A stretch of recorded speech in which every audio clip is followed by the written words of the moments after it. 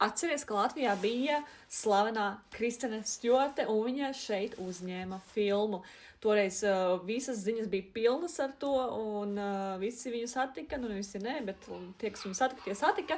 Bet beidzot tā filma ir iznākusi, un viņa saucās Ūdens chronoloģija. Šo filmu var redzēt Forum Cinemas. Es šo filmu jau redzēju, biju tādā kā mediju seansā, un es varu pateikt tā, nu, filma ir 2 stundas gara, un šī ir ļoti smaga filma par to, kā galvenā aktrise bērnībā izjuta ļoti lielu vardarbību pret sevi seksuālā ziņā, un kā viņa ar šo traumu izauga, par kādu cilvēku viņa kļuva un kādas ietekmē viņas dzīvi.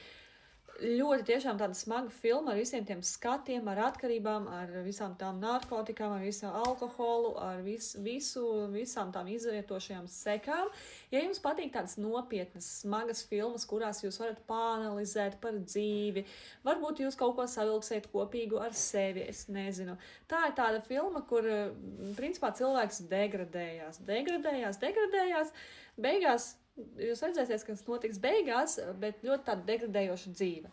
Tātad, ja jums patīk šādas smagas filmas, tad ejiet. Tā kā man patīk vairāk fantastika, romāni, joki un tā tālāk, tad man likās šī filma drusku par garu, jo viņa noteikti gāja 2 stundas, un es domāju, nu kad tad viņa beigsies? Nu, beigās man jau apnika. Es neesmu tāda vienīgā. Tā kā jā, ļoti izsveriet vai iet uz šo filmu.